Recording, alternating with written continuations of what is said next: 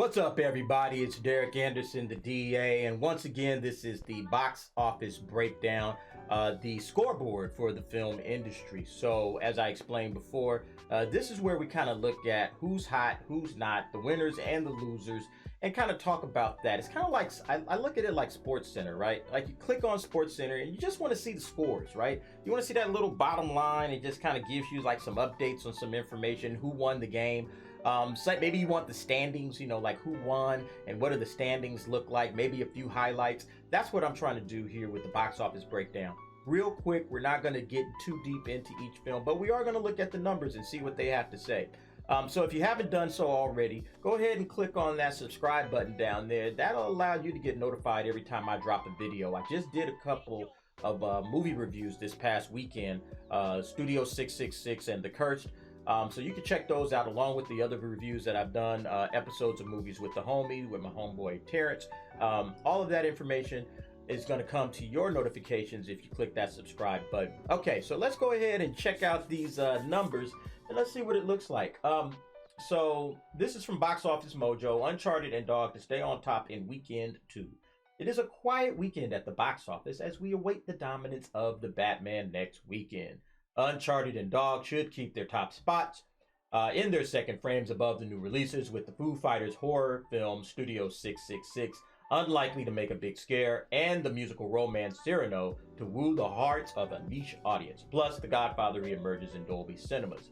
So one of the things that I kind of thought about with this weekend was, there's really nothing out. And I think that there was some space, maybe not for a big major release, but kind of a mid-tier release to kind of drop into this space and make a decent amount of money, because Uncharted, as I stated last weekend, showed that, hey, people are primed and ready to go back to the movies. And I think, like, especially right around now, we're going to be coming out of winter into spring.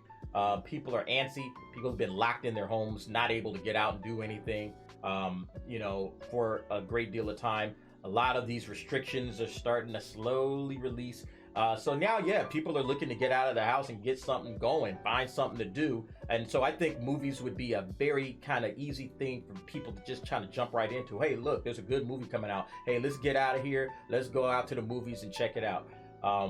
There's a lot of information on, there's a lot of shows on Netflix. There's a lot of good movies streaming right now. And people are used to that over the last couple of years. But I think that right now, people really do want to get out and check out some movies in the theater and, just get amongst people. So I think this would have been a good weekend to kind of test a mid-tier film to see if there was, see if the fish were biting, so to speak. But nobody really took a plunge.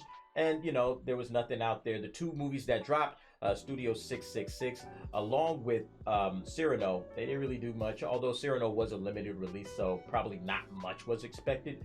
But let's go ahead and check that out. I do have that information up here. So this is the top 20, the top 10 for February 25 through 27. And as you can see, there was only 2 films in double digits, Uncharted and Dog, which released last week. And then you have the third film here, Spider-Man. Look at that, 5.75 million for Spider-Man No Way Home. So that's kind of funny. It's like, wait a minute, this movie dropped back in December and it's still in the top 5, actually the top 3. Then that it's followed up by Death on the Nile with 4.5 million, and then Jackass Forever slightly over 3 million.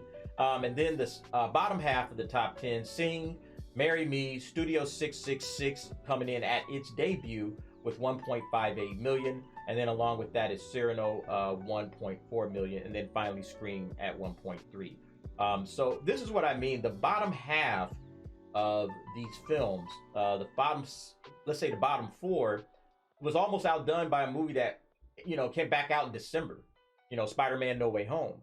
And so that tells me, well, if people are still willing to go out and watch Spider-Man No Way Home, there was probably enough space to put a decent movie in here. Like I said, a mid-tier film, something that was maybe around a $50-60 million budget. They could have jumped into this space and made some noise. But, everybody's a little anxious because Batman looms on the horizon, which I completely understand. But I think Hollywood and filmmaking is about taking risks. And if you want to, get in there and make some money, you gotta take some risks. All right, and then switching over, this is the top 5 domestic films this week. And we're looking at the week over week totals here. So you can see Uncharted this week, 23.2 million. Once again, Dog, Spider-Man, Death on the Nile. Here are the percentage drops right next to that. Uncharted dropped 47%. Remember, I told you around 50% would be a good number, and they dropped a little bit under that, so that's great. Dog did 32% drop, amazing. Spider-Man, 22% drop week over week. Death on the Nile, 31%, and then Jackass Forever, 39%. And it's these week over week drops that I kind of want to point out is that that was how I saw there was room for more films to actually enter into the chat, because you got Uncharted here dropping around 47%, and that's a good week. But that meant that there were a lot of people that wanted to go to the movies and said, well, I guess we'll just go see Uncharted because there's really nothing else that is out there that I want to see. Maybe people saw it twice or a third time. So that drop is very significant. It shows you that there's an audience, there's people that want to go see movies, and Uncharted, gobbled up the lion's share of those folks to the point where it did $23 million. So imagine another film stepping in, kind of cutting into Dog. Spider-Man, like I said, 5.75 million. That's a good day or a good weekend for a lot of films. So somebody could have stepped into that space, is all I'm saying, and took up some of that. But everybody's kind of avoiding the big boogeyman in the room. All right, so the next one we're going to look at is the making and breaking numbers. So we went over this last week as well, and you can see Uncharted is creeping in right now at 226 million estimated worldwide box office. You got Dog also 32 million, so it's doing pretty good. It's closing in on that 55. Spider-Man No Way Home already obliterated this number, and then Jackass Forever, of course, 68 million. It did its job. Death on the Nile is probably not going to make it. Like I said last week, I don't think that's a realistic opportunity for it. So actually, now that we have a couple of movies that have already succeeded, let's bump them out. Let's take a look at the rest of the movies in the top 10, at least for the top 5 of that are still looking to make their money. And so we've added Marry Me and Cyrano. Now, Cyrano's is a kind of a niche film. It's an art house kind of movie. It's a musical. And it's limited release. I think it only released in like 700 theaters or so. So it's not really looking to like cash in and make a lot of money. It did 2.5 million on the worldwide box office. That's probably good. It's probably what they expected. But yeah, as far as making this 85 million, chances are that's not going to happen. Marry Me, however, at 43 million, still has an outside shot of breaking even at 71 million. It's between 70 and 71 million, but I think chances are with the movies that are coming up, we're getting into March now, and there's going to be some big releases coming out. I don't think Marry Me's going to make it. That brings me actually to another point, because there is one movie that you notice isn't on here. One film is not on here that just released, and that's Studio 666. So I did want to show that information real quick. So this is a website, The Numbers. It's talking about the data where you can get information on the movie business. And you can see this is the movie comparison from Studio 666. And I'm going to zoom in here so you can kind of see it for yourself. There it is, the domestic release date, and then production budget. Nobody knows. And they're not telling us, and they don't need to tell us. I don't think this is a film that they had to show, okay, this is how much we did for a budget, and this is what we're looking to make. And the reason for that, as I discovered while researching this, is that Dave Grohl actually dropped an album, connected to this film. There's a spot in this film where it's talking about Death Widow is a band, and he actually does, or Dream Widow, I'm sorry, a Dream Widow. It's a fictional metal band, and he actually created a whole album just for, just off of the inspiration for this film. So I thought that was pretty cool.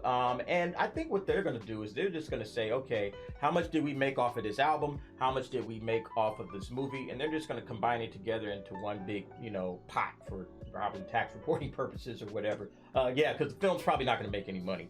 But nevertheless, I thought that was pretty interesting. So now we're on to the Batman. And how is the Batman going to do? I have my predictions, but I think a lot of this is going to really depend on that word of mouth. I think a lot of people are going to go watch it. Batman versus Superman did great numbers its opening weekend, and then what happened, right?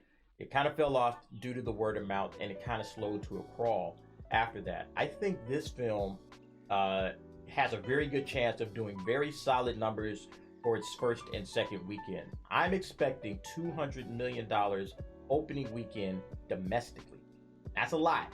But I think that with all the restrictions coming down and everybody, kind of coming back to the movies, it's a perfect date movie, dinner in a movie type of situation. I think it's perfect for that. I think a lot of people are primed and ready. So I'm going with a $200 million opening weekend for Batman. That's aggressive, I know, but I'm an aggressive kind of person. I think that they can do it. And again, I think the second weekend is going to be the real tell as to how good this movie is. And if it has the legs to carry it through a second weekend with strong numbers, I think they're going to start greenlighting everything that Matt Reeves wants to do as the director of Batman. They're just going to say, okay, what do you want to do? Let's go in any direction.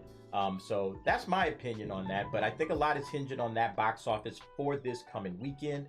So let's see what happens. All right. So thanks for watching. I do appreciate that. Once again, subscribe if you haven't done so already, and check out some of the other videos on the channel. And we'll see what the box office looks like next weekend. All right. Thanks for watching. I'll see you next time.